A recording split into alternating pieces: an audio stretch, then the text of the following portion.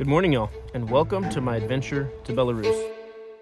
They brought me into the office, and it was an interrogation. Am I a spy? What's my thought on Ukraine? What's my thought on the war in Ukraine? So I'm being followed by a KGB van. Все, нет, я хотел вас поинтересоваться. No, сказать, no.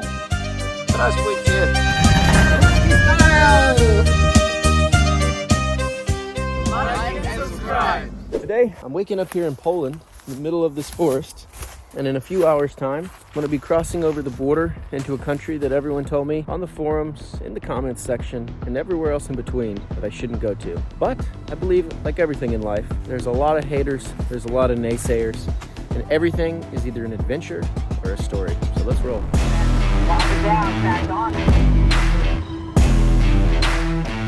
All right, we are pulling up to the border, and it looks like a long line. Because I went and parked down here just to see how long the line was, and these people have been not moving for at least like 30 minutes. Hello. Anglisko? So the really kind border security guard on the Polish side like waved me past all of this cars, and now here I am behind these people. They got waved through too, and the all passports line. Little update. I've made it into like a preliminary border area. So I left Poland. They have my passport. Essentially, I had to go to an office and get the automobile insurance, which took quite a while to do. It was $26 for a minimum of 15 days. I went into the office. They just like took my phone and looked at the IMEI and like took a screenshot of my YouTube and Instagram, phone number, etc. They didn't really like dig through it so much. They dug through the car like twice. Take pictures of all the cameras and the drones and all of that. But yeah, definitely nerve-wracking when someone like takes your phone. I don't know, I have nothing to hide on there, and you're going into an unknown country and there's different languages, and the guys are super cool, like for sure. Everyone at this border has been super, super cool, super nice, and mostly speaking English. That's been a plus. Alrighty, we are on the move, going to the customs control. One last gate to get through before we're into Belarus officially. It's my bed. I'm sleeping, camping. Один. Just me. Один. You want to come? Ciao, спасибо. Disinfection station. How does this thing work? Whoa, look at that. Oh shit. I wonder what is sprayed on the car. I like kind of don't want to know. That's wild. We were just able to pay the toll bill. Actually paid it online with my Visa card, which is surprising because there's supposed to be like not ability with the sanctions right now, but somehow it worked. This road is getting worse as I go along. Hey, this is like a promising sign. It looks like it's like a forest. Check out the Belarusian forest.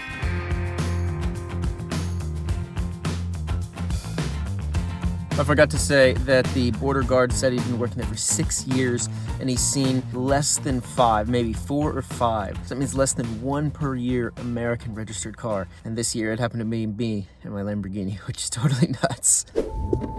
Меня зовут Connor. Коля? Connor. У меня сын Коля, my son is Коля. Oh, really? Так. Yeah. Shoes? No? No? Okay. Как chicken по-русски? Курица. Курица. А little chicken цыпленок. Цыпленок. Курица? Так. Цыпленок. Так. Okay. Chickens! Так. Курица. Здравствуйте. Привет. And they have a little house. Maybe asbestos roof, probably. Compost. Ну, так вот как есть. Firewood. Chicken. Buddy. Говница. I'm sorry. Oh, eggs. Wow. Да. Говница. Fresh eggs. Look at this machine. This is Kidford. It's a cool color. Хлеб. Сама, да, я Хлеб. сама. Без масла. And the Russian culture always has flowers in the house. Thank you very much for inviting me into your home. It is very special. Wow.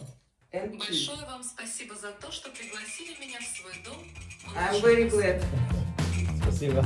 You are very lucky to have a wonderful wife who cooks amazing bread. I have tried so many times to cook good bread and it comes out like a rock. Тебе очень повезло, что у тебя замечательная жена, которая готовит изумительный хлеб. Я столько раз пытался приготовить хороший хлеб. И он получается великолепным. Очень приятно. My хлеб, you need hammer. Thank you. Very nice. Да. Grazie boy. Спасибо, очень приятно.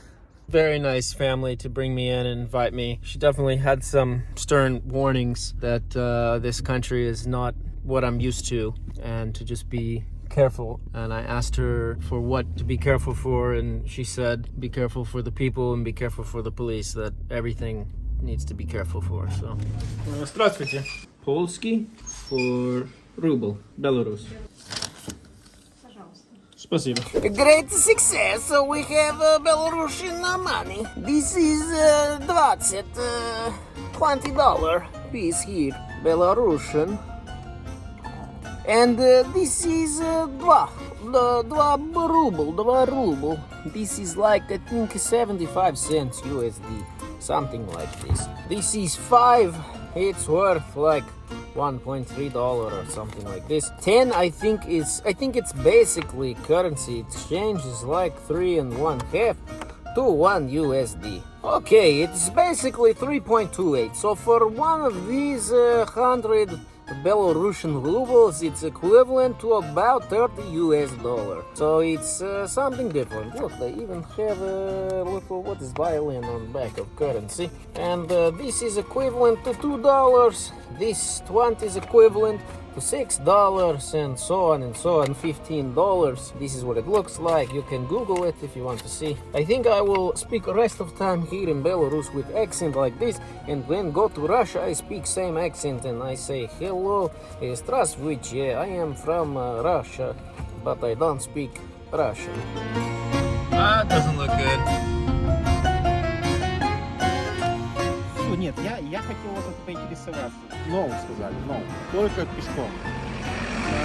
Авто, no.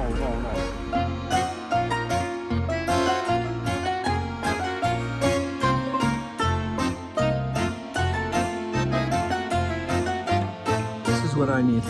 I really want one of these. T44. That would be so cool. Look at that. It's like the perfect size. That's what she said. And it just looks cool. We got the G-Class. We're doing convoy now. Okay, we made a new friend with the G-Wagon, and he has some cool old Russian cars, so we're gonna go follow them.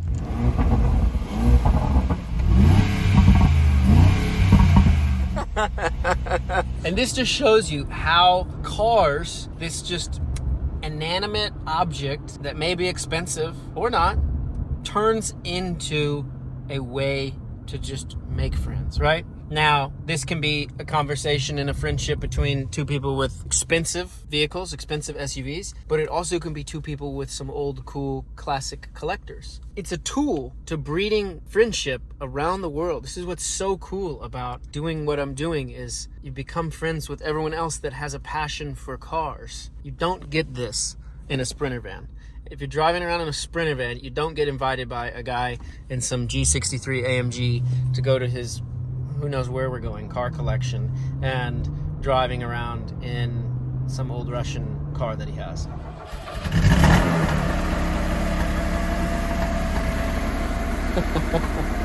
How do you pronounce this? Жигули. Жигуле. Yeah, Жигуле.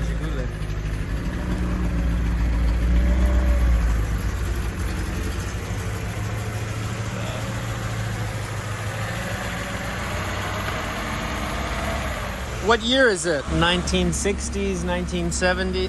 1977. Okay. But it's original paint? No, Repaint. Okay. Interesting. The battery, it's 12 or it's 6 volts? 12.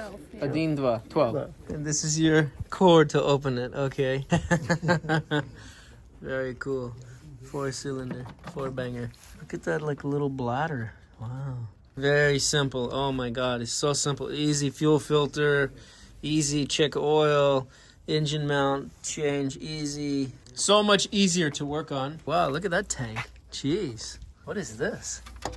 Газ, no, это бензин. Like propane or something? Yeah, propane, but It doesn't, yeah. no function. Yeah, no. Yes. Okay. Benzene. Yes. Small tank. Okay. It's strong. Wow. All right, we're gonna see if I know how to drive bus. Okay, so we're here in the bus, Russian style. I feel so safe.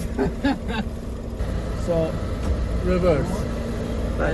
Now there's no mirror, and it's all frosted. Свет, давайте включим. Газ. More gas. Okay. This pedal's kind of funny. When you hit the pedal, you feel like you're bending metal.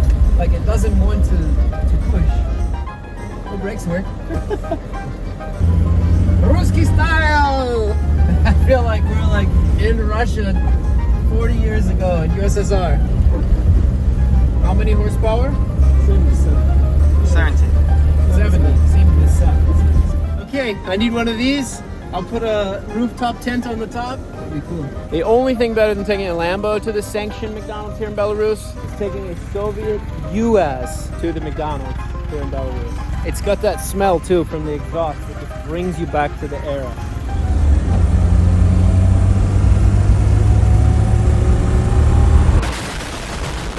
Good morning, y'all. Day number 2 in Belarus. Waking up in the forest. I came to some road where there was a tree falling down. Sun's coming up. Oh, come on, door. Yeah, the problem with this car, these doors, you have to like... There we go. It's like every day you gotta pull it another time. Welcome to these electro-mechanicalized doors. Anyway, beautiful forest. Extremely cold. Always start the day with important tasks.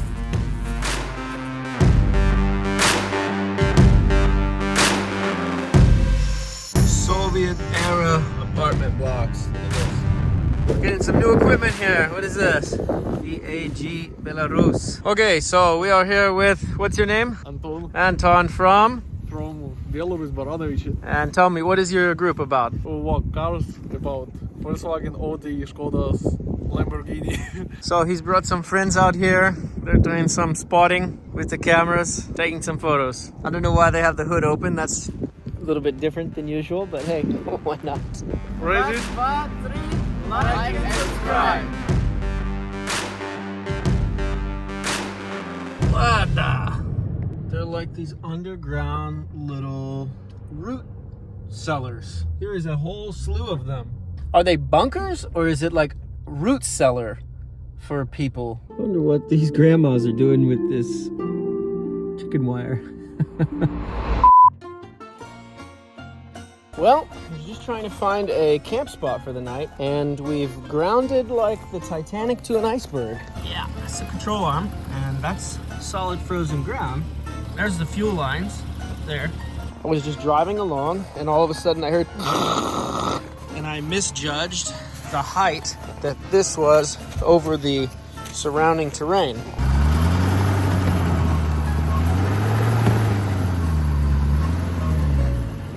Oh shit, now I'm digging on my frickin' radiator.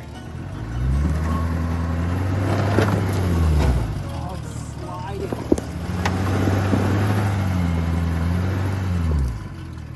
What's dripping? This is all oily. There's freaking branches everywhere. We're on road. Let's see if there's any noticeable damage that's done. I mean, the engine seems like it's seeping tons of oil, but I think the oil fill up must be crooked on that because they just filled it up at the Lamborghini dealership. Now it seems like it's seeping more. That's the only thing I can think of. It just seems very odd. Good morning, y'all. So we gotta get out of here because over in the distance, over there somewhere, somebody is shooting and the bullets sound like they're getting closer and closer. Bang, bang, bing, bing, gunshots.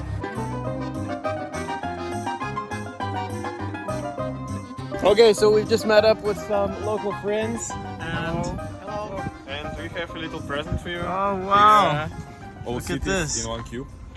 Very nice. Спасибо, спасибо, спасибо. Okay, so what is the name of this statue? It's a man or a woman? A man. Okay. Francisc Scarina. Seski Karina? Francisc Scarina. Ah, Francis Karina. It kind of sounds like Seski Karina. Okay, and he wrote the first book ever in Belarus. Yeah. What's the book? The book? What book? What book? I не знаю. I don't know. Bible. Bible. Ah, it's Bible. This is Bible. Bible. This is Bible. Okay. Франциска Скорина Francis перевел Karina. на How? What белорусскую. year? What year? Белорусскую. 1517. 1517. Oh, Yeah. okay. Translate. Translate. He Bible. wrote like Bible. translation Ah, of. it was a translation Yeah, of the yeah, Bible. yeah, Ah, okay. She knows more. Spasibo. Okay, so even here in Belarus, I guess they have Jehovah's Witnesses that are like preaching their stuff. They don't have pamphlets to hand out, but they show their website, which is kind of interesting. But from Bible. From Bible. From Bible All the languages. languages. All the languages, yes. Yes, beautiful. Oh, you have to buy a ticket to the library. Здравствуйте. Посетить нужен билет? Библиотеку имеете в виду? Да.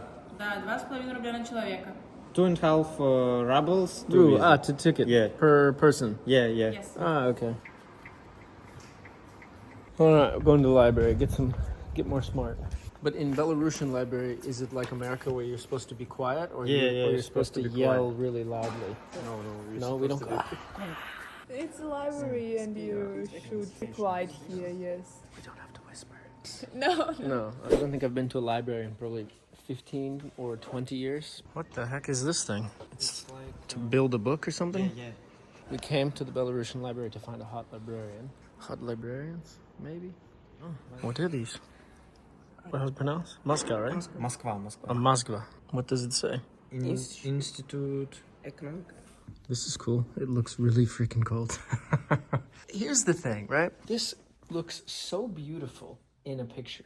Like, oh, it's so beautiful, the white snow and the colorful people, locals and all that, like having a fun event. Damn, it's cold. Like, snow makes the most coolest, scenic, beautiful locations for photography, for videography. Oh, nice. They're freaking blowtorching a pig. What is going on? They're cooking it?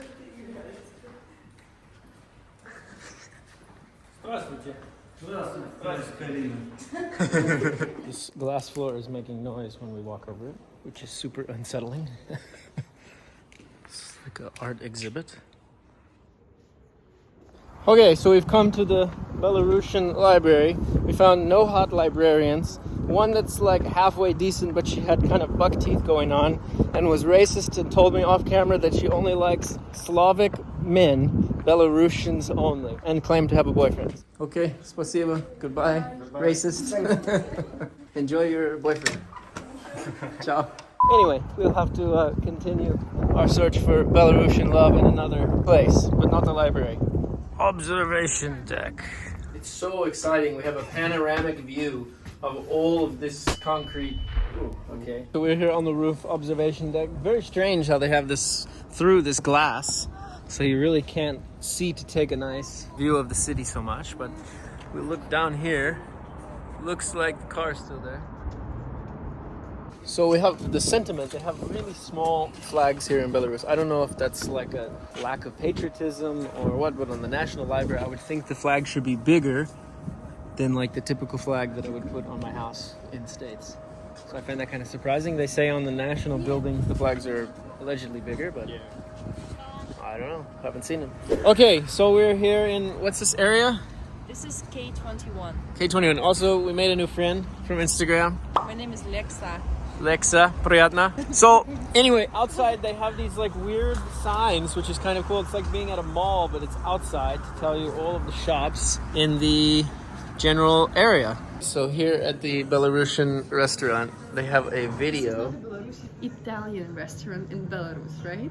Okay, I stand corrected. We are in Belarus, technically speaking, but yes, it is an Italian restaurant. But at any rate, at this Belarusian Italian restaurant, They have a live stream of the kitchen. Have you ever seen that before? It's pretty funny, isn't it? Yeah, so you can see how many cockroaches do they have there in the kitchen. Yeah. Oh, look at that. What? What's the lesson? Приятного аппетита. Приятного аппетита. Аппетита. Приятного аппетита. Enjoy. Enjoy your meal. Bon appetit. Okay, so essentially we're out here. She's drugged me to the middle of the lake, which allegedly is frozen. Minsk Sea. Minsk Sea. Yeah, we might fall in. This could be last recording. If you find this in 100 years on the bottom of this lake, I had a happy life, and it's her fault if we fall in. Do you want to say something before you die? Thanks everyone for watching along. Make sure to hit the subscribe button. And I swear to God, if you put this freaking camera in my face, give me that.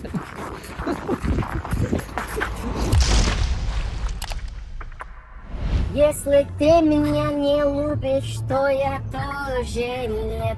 Если ты меня не любишь, то я тоже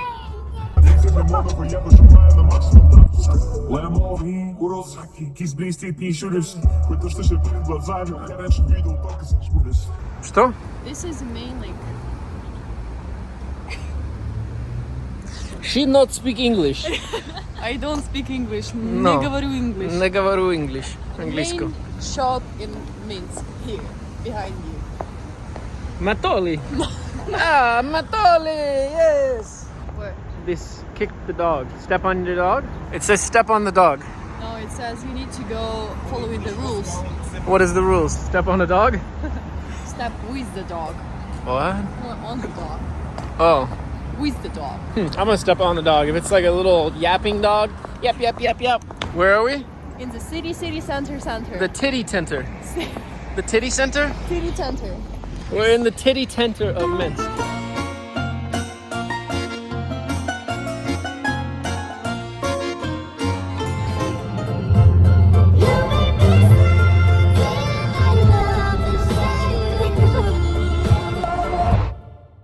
Relax, you're blowing smoke all night long. What's your problem? Take a chill pill. Relax. We were on the way. Yeah, but the guy... Relax, mother... Morning, y'all. Another beautiful night. Camped out here on the side of the road in some forest across from an office park. It was a very cold night. I think it's negative 10.5 degrees centigrade here. Okay, so we're here with the local. You guys are with That's the largest Belarusian media. Lenorbai. A Lenorbai, yeah. And what? A little present. They have a present for me. So let's see. What does the bag say? It says Belarus. Yeah, that's Belarus. And what is this? That's the source of inspiration. Source of inspiration. Okay. We're here. That's a Ah, library. on the map. Yes. Yes. Look. We have шкарпетки. Шкарпетки, socks. Okay. We have красный пищевик. That's a marshmallow. Marshmallow. And Okay. it in Belarus, like the best food, Okay. like the best marshmallow in Belarus, and Okay. actually in Russia and also Ukraine, they also like this food. Huh. And one more marshmallow from Another marshmallow. our factory. Okay. Very famous Belarus factory. Okay. And Jam. варенье. Ah. Red currant, if I'm not mistaken. Red currant. It looks like cranberry, no? Yeah. Is it a specifically red currant? Something like. And it's from the berries here. Yeah, Local. that's all from Belarus. Yeah. That's our traditional food. Oh, very cool. Спасибо. We'll be here, and if you like, we can also go here, like slalom kettle. Here at the laundromat, washing some clothes. This one's kind of cool.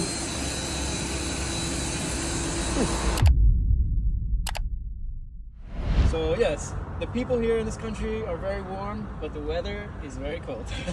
I understand. Yes. To wash all of these clothes in tobacco is 24.75 Belarusian rubles, which is like less than $10. I think it's $8, give or take some change. And got it all dried up. So now we got to head to the mechanic shop to get an oil change. And we're also meeting an automotive blogger journalist at the mechanic shop while we're doing the oil change. So we're being super efficient about all the time here in Belarus.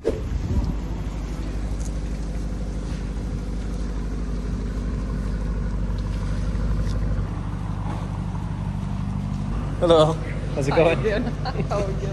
You've done oil change on Urus before? Менял ли ты когда-нибудь на Урусе что-нибудь?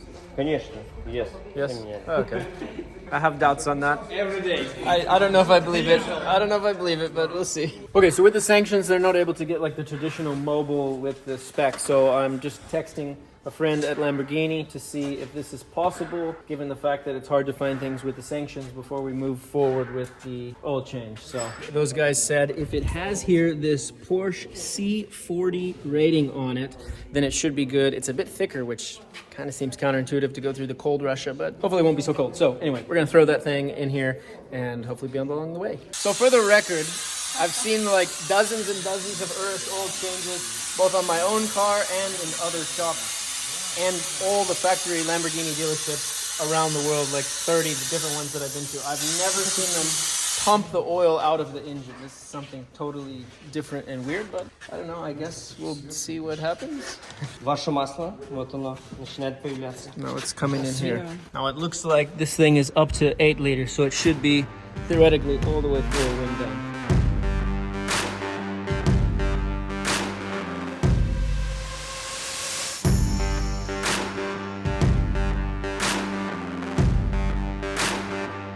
Done. Это уже воздух идет. Лубрикант, чтобы в следующий раз кому-то было спасибо сказал. Can you ask him, does he use this in the bedroom too? No. He understands that.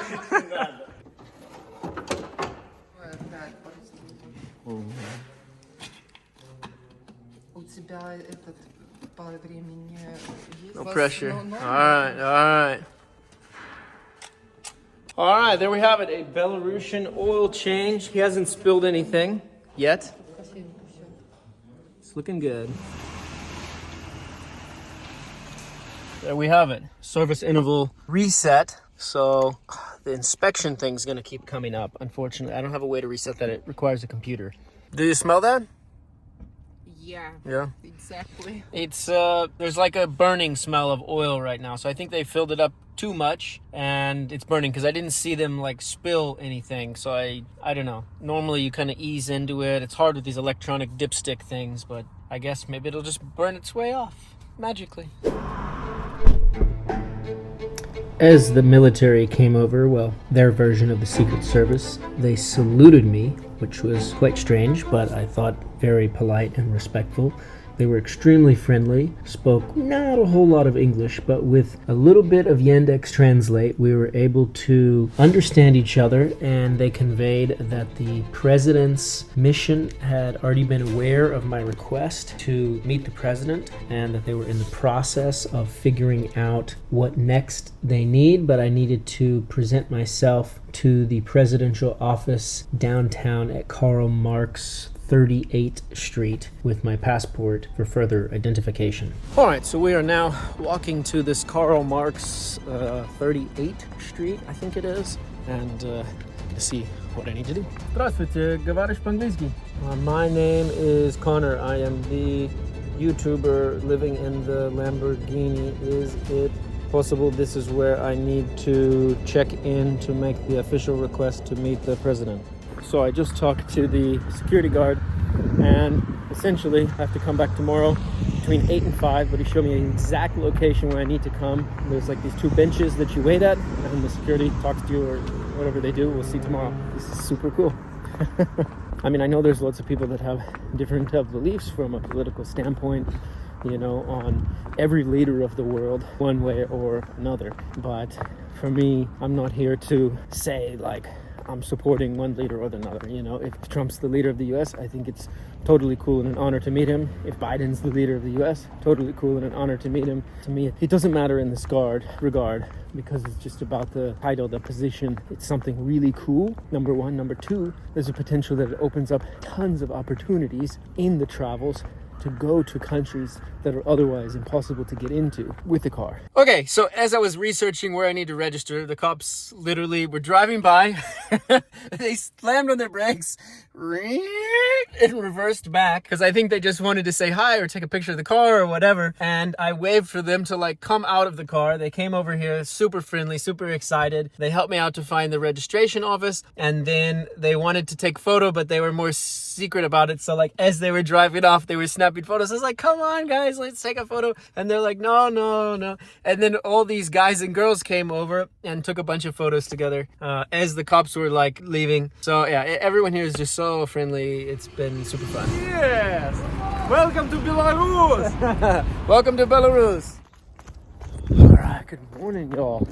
This could be the big day, the day that we meet the president of the country where I currently am, Belarus. But first, go for a jog and then check in at the migration office since I've been here now 10 days. Time has come to come back to the presidential office. Let's go check it out, see what can happen. Welcome an American here into Belarus. Yeah. Just went into the presidential office, I guess, if you will, and was told that they don't have my information and that a formal request must be submitted by letter in Russian, and it will take 15 calendar days to 1 month to be looked at. So I don't know what's exactly the situation, but it sounds like, unfortunately, it is a no-go to meet the president here in Belarus, despite the presidential security team coming out and saluting me and telling me that they already have my information and I need to just go down here to formalize it. Seems a bit odd.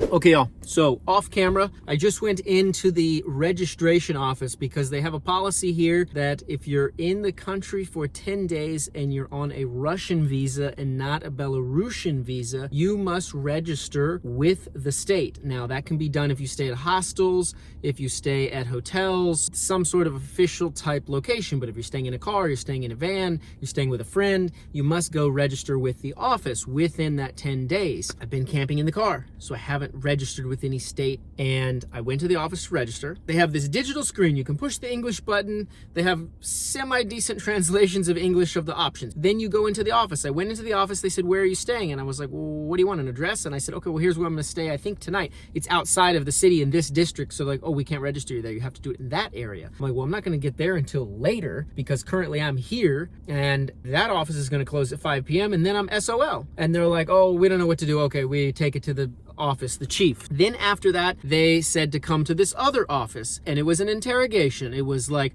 what are your political things? What have you seen? What government buildings have you been at? Da, da, da, da, da. And I told them, like, yeah, I went to the, presidential palace. I wanted to try to meet the president, take some photos. And they asked like all sorts of questions. What's my thought on Trump? What's my thought on Ukraine? What's my thought on going to Ukraine? What's my thought on the war in Ukraine? All sorts of questions. Am I a spy? Like straight up point question. Eventually, they say, okay, you can go. You have to leave the country Monday. You can't go to any government buildings. If you go to any government buildings, you're going to be arrested. Like, okay, well, what does a government building mean? And that's a little bit subjective. They didn't fully answer that. Is that a museum? Is that a monument? Like, what's a government building? So it's a little bit sketchy. The other thing is you're supposed to get a actual paper registration documentation for when you leave the border, according to everything online. They didn't give me that. They gave me a verbal, if you leave Monday, you'll be okay. If you stay till Tuesday, you're going to have a problem here. Great. Can I get this in any official paperwork? No. I'm like, so this is word from you to me? Yes. So that's unsettling. So I think what the best thing to do is for tonight, 100%, to either book a hostel or a hotel, stay there. Yeah, so let's find a hotel to stay at and enjoy the last night, I think, here in Minsk. And then tomorrow I head east. Let's go check into a hotel. Panama Pangliski? Yeah, can I get a room for tonight? You don't have a reservation yet? No. You will live alone? Yeah. So we're at the club here in Belarus. I've made some new friends and they had an idea. They recognized me from the crowd and they said I should go around with the article from the onliner, which has like 63,000 views now, and literally just like go up to a girl, say "Здравствуйте," show them the article and start talking to them. So we're going to try to pick up girls here at the Belarusian club with the article. Maybe we'll try the article and then we'll try the Instagram and see like which works. So we're going to do a little experiment. What you looking at, sissy?